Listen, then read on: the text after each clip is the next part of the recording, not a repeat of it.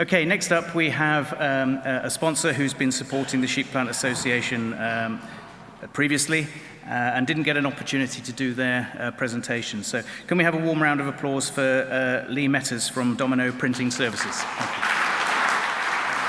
Thank you.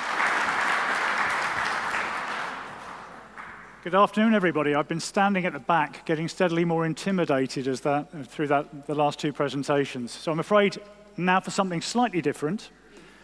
I'm going to talk to you about digital printing for corrugated, except I'm not. I'm going to talk to you about digital printing, hopefully.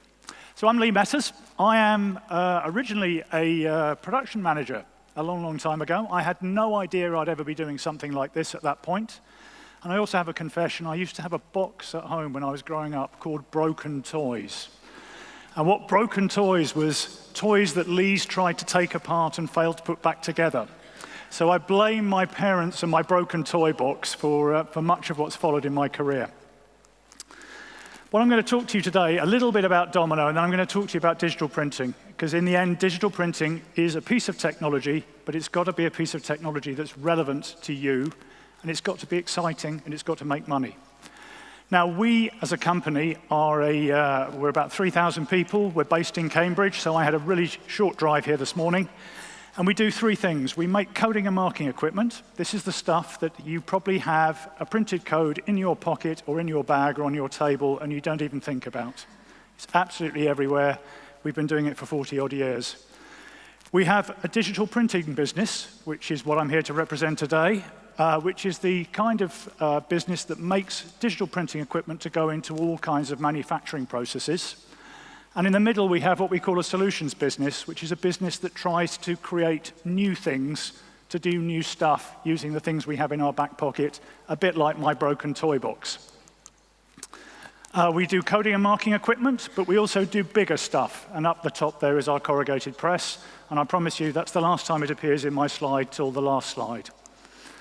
But the key thing is we provide printing systems and expertise, and that's an important point, for manufacturing organizations. All of our customers make things. They may make things as diverse as food, drugs, exam papers, Bibles, all sorts of things like that, but we make printing equipment.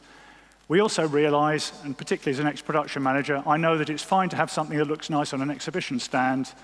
What really matters is how well does it work on a Saturday night when the maintenance team have gone home and it just needs to work. Now, digital printing, and even industrial digital printing, isn't new. When we got into the business around about 15 years ago, we thought it was all going to be about personalization, the kind of stuff you find on Snapfish, the kind of thing that people offer you every day when you go online. And the reality is that's true. There is tons of it around. If we went out to the exhibition hall, there will be nearly everything there will be digitally printed in one way or another. It's now entirely ubiquitous, and we don't think about it. In fact, we're wearing something at the moment. You know, this is something that's there all the time. A few years later, the business has moved on, and what do we discover? Well, there's even more of it around. I was originally in the utility industry, and I remember big arguments about whether you'd like to have a bill that's easy to print or a bill that you can read. And amazingly, there were a lot of people in the business who thought it was great to have a bill that was easy to print. And the fact that customers then called up and said, hey, I don't understand this. Well, that's all we can do with the printing system. Now you wouldn't, well, assuming you have a paper bill, if you had it, I would hope it's understandable. But it's not just that. It's things like bills, direct mail, and the UK, we actually do okay on direct mail. We don't get the C's of it that you do if you're in the US. But it's instruction leaflets. It's display stands. It's under the timer, so I can't really read it very well. Let me have a look. It's ceramic tiles. It's T-shirts. It's professional-grade business packaging. And one of the things that I think has surprised me is the number of small businesses there are that are set up to produce 600 items of packaging. And why is that? Because there's lots of people selling on Etsy, selling through Instagram, selling through Facebook, who want small quantities. They make very high margins, they're very, very agile, and they want a completely different thing from supplying P&G or supplying most of our customers. But there's also things like market testing. And what you can see is that digital printing has already disrupted those sectors, but maybe at a different price point from the things that you would consider. And then finally, digital printing is in all kinds of places, and a lot of this, unfortunately, is still covered by NDAs. I was drinking a beer at home a couple of weeks ago, an alcohol-free beer, I should say, and I stared at it and I thought, oh, that's odd. Being a print geek, I looked at it and thought, that looks like it's got a registration error. So, being a print geek, I got a microscope out or a magnifying glass out, had a look at it, and realized it was a digitally printed beer can. And I've been drinking this stuff for weeks without realizing. So it's there.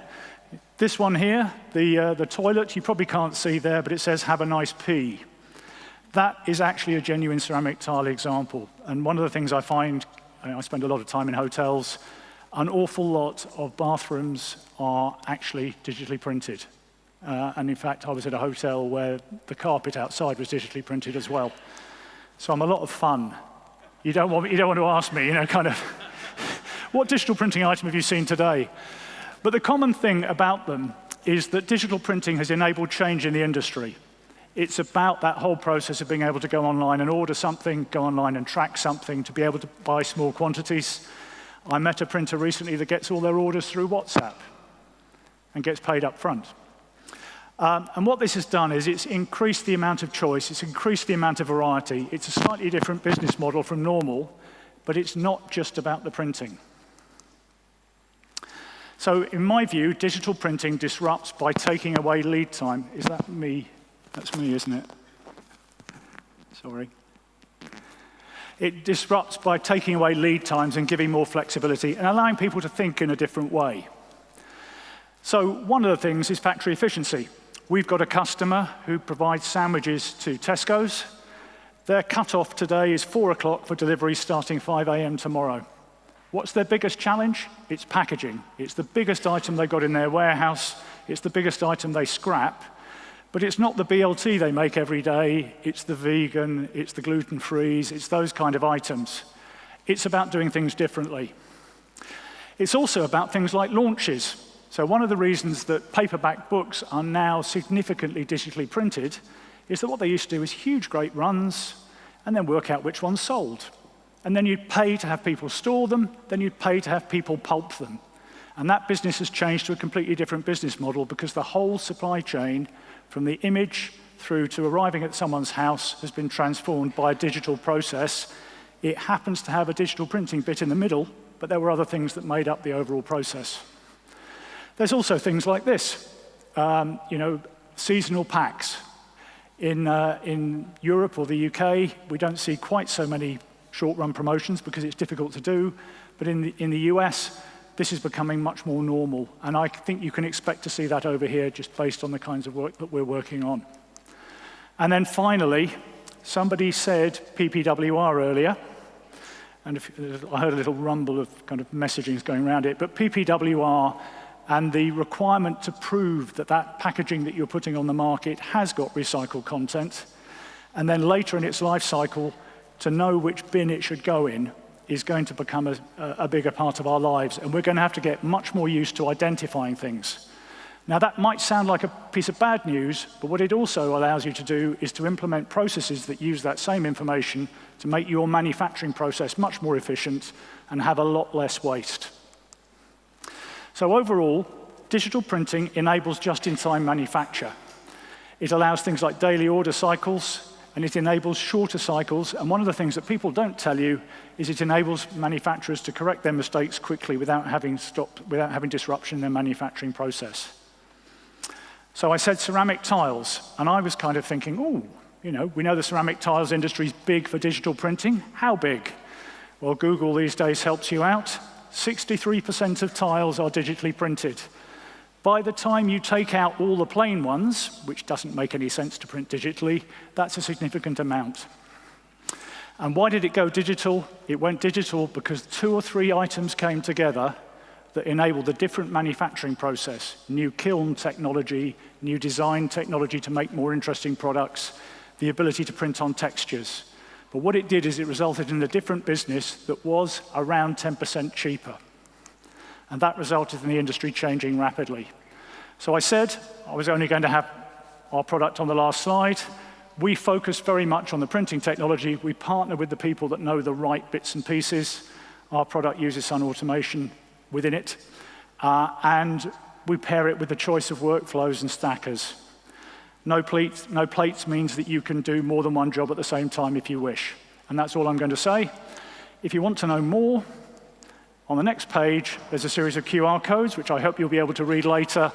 And my two colleagues are over here on the right, and we'll be here for dinner this evening, so please come and talk to us some more. So thank you very much.